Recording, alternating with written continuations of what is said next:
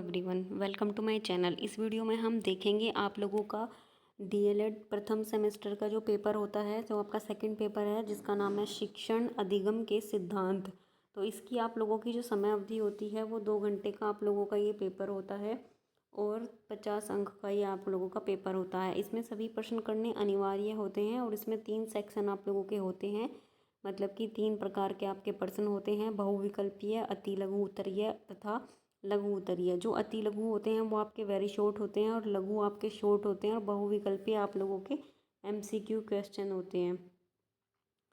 तो अब इस तरीके से हम लोग अपने देख लेते हैं आप लोगों का पहला प्रश्न क्या है। तो इस तरीके से बहुविकल्पीय प्रश्न में आपका पहला प्रश्न है, शिक्षण पुनर्बलन की आकस्मिकताओं का क्रम है, यह परिभाषा किसने दी है। तो पहला प्रश्न है, इसमें आप लोगों के 4 ऑप्शन दिए गए हैं, इनमें से आपको कोई एक ठीक करना है। तो इसका आपका ऑप्शन नंबर सेकंड सही हो जाएगा। बीएफ स्किनर ने कहा है शिक्षण पुनर्बलन की आकस्मिकताओं का क्रम है। सेकंड है आपका शिक्षण का मूलभूत सिद्धांत है। शिक्षण का मूलभूत सिद्धांत है, इसमें आप लोगों के 4 ऑप्शन है। आप लोगों के पहला ऑप्शन है क्रियाशीलता का सिद्धांत, दूसरा है आपका अन्वेषण का सिद्धांत, तीसरा आगमन विधि का सिद्धांत, फोर्थ उपर्युक्त सभी। तो इसमें आप लोगों का फोर्थ सही हो जाएगा, उपर्युक्त सभी। आगमन विधि का मतलब है उदाहरण से नियम की ओर, और उदाहरण से नियम की ओर, उदाहरण से नियम लिखेंगे यहाँ पर हम। और इसमें आप लोगों का अन्वेषण का अर्थ है, अन्वेषण मतलब कि खोज या फिर अनुसंधान। और इसमें क्रियाशीलता का सिद्धांत ये है सक्रिय भागीदारी। ठीक है, अब है question number third. Question number third है, शिक्षण का सर्वाधिक महत्वपूर्ण उद्देश्य है। तो क्या उद्देश्य है शिक्षण का? 4 ऑप्शन दिए गए हैं। फर्स्ट ऑप्शन है बालक का स्वास्थ्य ठीक रखना, सेकंड उपयोगी ज्ञान प्रदान कर सर्वांगीण विकास करना, सर्वांगीण विकास को इंग्लिश में होलिस्टिक डेवलपमेंट बोलते हैं, और थर्ड है पर्यावरण की शिक्षा देना, फोर्थ है जनसंख्या की शिक्षा देना। जहाँ पर भी जिस भी ऑप्शन में सर्वांगीण विकास आता है वही सही हो जाता है, होलिस्टिक डेवलपमेंट। फिर फोर्थ है व्यक्तिक संप्रेषण का उद्देश्य क्या है। तो फर्स्ट ऑप्शन है छात्रों में व्यक्तिगत विभिन्नताएं होती हैं, सेकंड ऑप्शन है बालकों की विशिष्ट योग्यताओं और व्यक्तित्व का विकास होता है, थर्ड ऑप्शन है साधारण बालकों के लिए व्यक्तिगत शिक्षण आवश्यक है, फोर्थ ऑप्शन है उपर्युक्त सभी। तो फोर्थ का फोर्थ सही हो जाएगा, उपर्युक्त सभी। फिफ्थ क्वेश्चन है आपका, पूर्ण से अंश की ओर का शिक्षण सूत्र आधारित है। तो पूर्ण से अंश की ओर का शिक्षण सूत्र आधारित है, किस मनोविज्ञान पर आधारित है? तो पहला है आपका गेस्टाल्ट मनोविज्ञान, दूसरा है बाल मनोविज्ञान, तीसरा है आपका ऑप्शन प्राणी विज्ञान पर या फिर जीव विज्ञान पर। तो इसमें आप लोगों का जो ऑप्शन सही होगा वो गेस्टाल्ट विज्ञान पर ये आधारित है, गेस्टाल्ट मनोविज्ञान पर। क्वेश्चन नंबर फिफ्थ का फर्स्ट ऑप्शन सही हो जाएगा। और पूर्ण से अंश की ओर को इंग्लिश में बोलते हैं होल टू पार्ट। जिसको हिंदी में समझ नहीं आ रहा है वो इंग्लिश में एक बार समझ लीजिए, होल टू पार्ट बोलते हैं। सिक्स्थ है आप लोगों का बचाव निदान का उच्चतम स्तर है, यह कथन है। तो यह कथन किसका है? इसमें 3-4 ऑप्शन दिए गए हैं। ऑप्शन नंबर फर्स्ट है रोस का, नन का, स्मिथ का या फिर मॉरिस का। इसमें सिक्स्थ का आपका सही उत्तर हो जाएगा नन का। इनका पूरा नाम है टीपी नन, कहीं पर पूरा नाम लिखा हुआ आ जाता है तो इनका पूरा नाम है टीपी नन। सेवेंथ है आपका क्रियापरक शिक्षण विधि का अर्थ है। 4 ऑप्शन दिए गए हैं, शिक्षक के शिक्षण द्वारा सीखना, छात्र का अपनी स्वयं की क्रिया के द्वारा ज्ञान प्राप्त करना, गृह कार्य के द्वारा सीखना या फिर भ्रमण के द्वारा सीखना। जहाँ पर लर्निंग बाय डूइंग आ जाता है और जहाँ पर करके सीखना आ जाता है वो आपका हमेशा के लिए सही हो जाता है, चाहे वो किसी भी क्वेश्चन में और किसी भी ऑप्शन में पूछा जाए। Mostly learning by doing he prefer करते हैं। तो इस तरीके से छात्र का अपनी स्वयं की क्रिया के द्वारा ज्ञान प्राप्त करना, इसलिए आपका सेकंड ऑप्शन यहाँ पर सही है। जहाँ पर भी स्वयं करके सीखने की बात होती है छात्र के, वो सही हो जाता है। जहाँ पर भी सर्वांगीण विकास की बात होती है वो सही हो जाता है। अब क्वेश्चन नंबर 8 है प्रस्तावना कौशल का प्रमुख घटक है। 4 ऑप्शन आपके दिए गए हैं, आपके सामने 4 ऑप्शन है। पहला ऑप्शन है प्रश्नों की संरचना, दूसरा है लेखन की स्पष्टता, तीसरा है आपका उचित श्रृंखलाबद्धता, फोर्थ है कथनों में तारतम्यता। तो इसमें आपका फर्स्ट सही हो जाएगा प्रश्नों की संरचना। फिर है नाइन्थ आप लोगों का, नाइन्थ है कहानी कहने में क्रमबद्ध घटनाओं के वर्णन पर ध्यान रखा जाता है, यह किस प्रकार की शिक्षण प्रविधि है। तो ये प्रश्नोत्तर प्रविधि है, वर्णन प्रविधि है, विवरण प्रविधि है या फिर व्याख्यान प्रविधि है। तो नाइन्थ का आप लोगों का सही हो जाएगा ऑप्शन नंबर सेकंड, ये वर्णन प्रविधि है। क्वेश्चन नंबर 10 है गणित किट का उपकरण है। 4 आपको ऑप्शन दिए हुए हैं। पहला ऑप्शन है इसमें डोमिनोज, दूसरा है बीकर, तीसरा है आपका क्लैंप और चौथा है इनमें से कोई नहीं। तो इसमें जो ये बीकर और ये क्लैंप है ना, ये विज्ञान के उपकरण है, विज्ञान किट के उपकरण है। तो इसमें आप लोगों का फर्स्ट जो सही हो जाएगा, इसमें फर्स्ट आपका डोमिनोज सही हो जाएगा, ये गणित किट का उपकरण है। अब आप लोगों का है इलेवेंथ क्वेश्चन है आपका तर्कात्मक क्रम से शिक्षण कराने से स्थायी एवं ठोस होता है। तो इस तरीके से शिक्षण कराने से क्या ठोस होता है, स्मृति, शिक्षण, अधिगम या फिर व्याख्यान।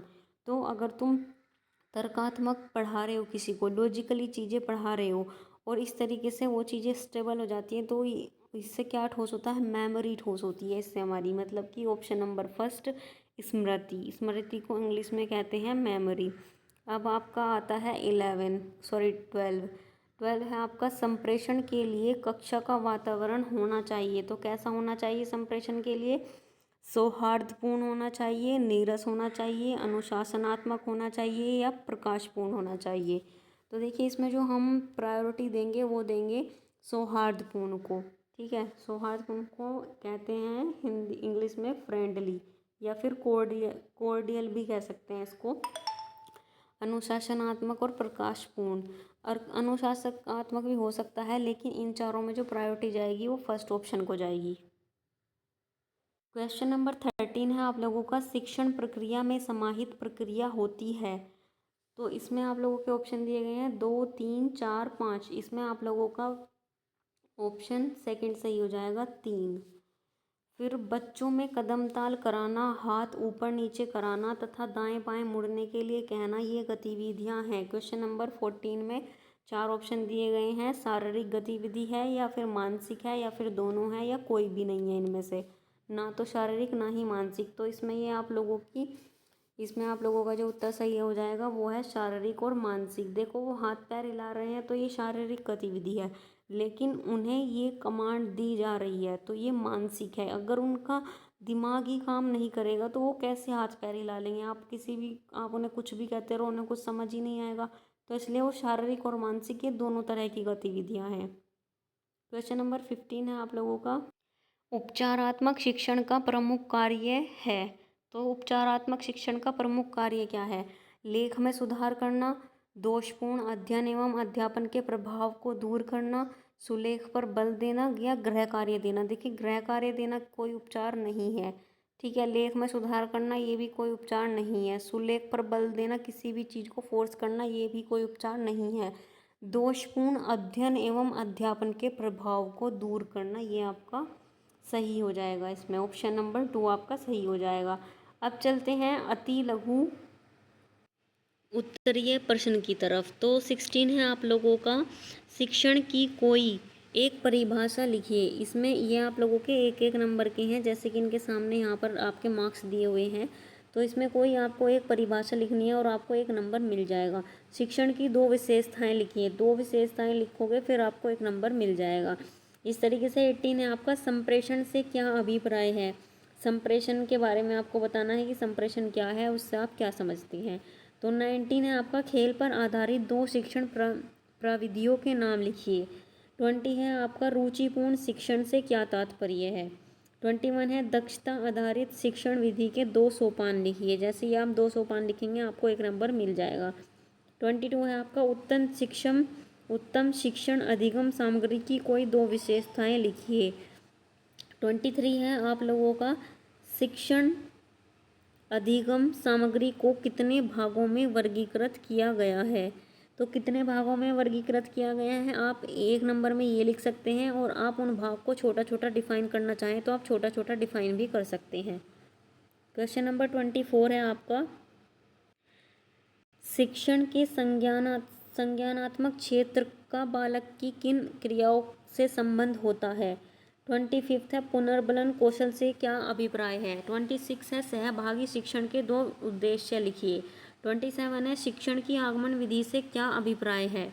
आगमन विधि होती है कि उदाहरण से नियम की ओर, मतलब आप किसी चीज़ को, आप अपनी कक्षा में कोई चीज़ पढ़ा रही हैं, सपोज़ आप किसी चीज़ को पढ़ा रहे हैं, सपोज आप मैथ्स को पढ़ा रहे हैं, तो मैथ्स में आप पहले उदाहरण देंगे। जैसे आप पहले बोर्ड को दिखाएंगे कि ये बोर्ड है, लेकिन आप ये चीज़ बाद में बताएंगे कि बोर्ड किस शेप में है। तो उदाहरण दिया आपने पहले बोर्ड का, फिर उसकी शेप बताई और उसकी प्रॉपर्टीज़ बताई। तो इस तरीके से जो आप प्रॉपर्टीज़ बता रहे हैं और उसकी शेप बता रहे हैं वो नियम में आ जाएगा, और जो उदाहरण दे रहे हैं आप बोर्ड का, वो आप लोगों का उदाहरण में आ जाएगा बोर्ड। तो इस तरीके से ये आपकी होती है आगमन विधि।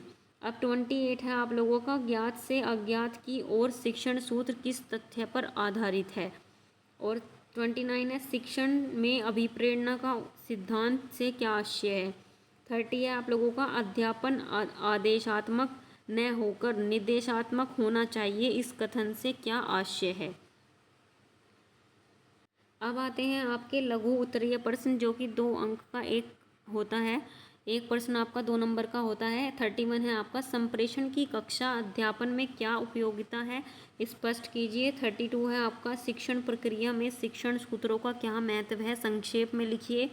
33 है आपका, प्रयोग प्रदर्शन युक्ति से आप क्या समझते हैं, स्पष्ट कीजिए। 34 है, बाल केंद्रित शिक्षण तथा शिक्षित केंद्रित शिक्षण, शिक्षक केंद्रित शिक्षण में क्या अंतर है, मतलब कि जो स्टूडेंट सेंटर्ड एजुकेशन है और जो टीचर सेंटर्ड एजुकेशन है, इनमें क्या अंतर है। तो छोटा सा ये अंतर है, जो बाल केंद्रित होती है उसमें बच्चों को ध्यान में रखते हुए पढ़ाया जाता है, या जो भी हम एक्टिविटी करते हैं टीचर्स, तो वो बच्चों को ध्यान में रखते हुए करते हैं। और शिक्षक केंद्रित में शिक्षक अपना ध्यान रखता है कि जिस चीज़ में शिक्षक खुद कंफर्टेबल है, इस तरह की चीज़ें वो पढ़ा रहा है। लेकिन ये शिक्षक केंद्रित शिक्षण जो है वो गलत है, हमें बाल केंद्रित शिक्षण ही करना चाहिए, जिससे कि, क्योंकि हम पढ़ा रहे हैं, किसे पढ़ा रहे हैं, बच्चों को पढ़ा रहे हैं, तो उन्हें समझ में आना चाहिए। उनके लिए कोई भी शिक्षण हो वो प्रभावपूर्ण होना चाहिए, उनके लिए वो ज़्यादा कंफर्टेबल होना चाहिए। तो हमें बाल केंद्रित शिक्षण पर ही जोर देना होता है, हमें जो शिक्षण है वो बाल केंद्रित ही रखना चाहिए। शिक्षण केंद्रित शिक्षण, शिक्षक केंद्रित शिक्षण जो है वो गलत माना जाता है। तो इन दोनों में यही अंतर है। 35 है आपका, बहुकक्षा शिक्षण क्या है, शिक्षण में इसकी उपयोगिता पर प्रकाश डालिए। 36 है, शिक्षण कौशलों के एकीकरण का क्या अर्थ है, कक्षा शिक्षण में इसकी उपयोगिता स्पष्ट कीजिए। 37 है आपका, अपेक्षित अधिगम स्तर की प्राप्ति हेतु किए गए प्रयासों को समझाइए। फिर 38 है आप लोगों का, शिक्षण अधिगम सामग्री से आप क्या समझते हैं, शिक्षण में दृश्य उपकरणों की उपयोगिता को स्पष्ट कीजिए। 39 है आपका, अध्यापक के लिए श्यामपट्ट सर्वाधिक महत्वपूर्ण सहायक सामग्री है, आप इस कथन से कहाँ तक सहमत हैं, कारण सहित स्पष्ट कीजिए।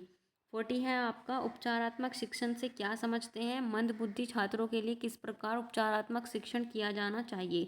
इस तरह से आप लोगों का शिक्षण के सिद्धांत जो है, ये पेपर आपका जो दूसरा पेपर है ये आपका यहाँ पर ख़त्म हो जाता है। वीडियो आपके लिए हेल्पफुल है तो लाइक करना, and thank you so much for watching, और अपने दोस्तों के साथ भी शेयर करना, क्योंकि जो PYQs होते हैं ये आपके मेन एग्जाम में बहुत ज़्यादा इंपॉर्टेंट रोल प्ले करते हैं। यदि आप PYQs को ही सोल्व करके चले जाते हो तो आप लोग ईजिली अपने एग्ज़ाम में पास हो जाते हो, चाहे वो कोई भी किसी भी सेमेस्टर का एग्ज़ाम है।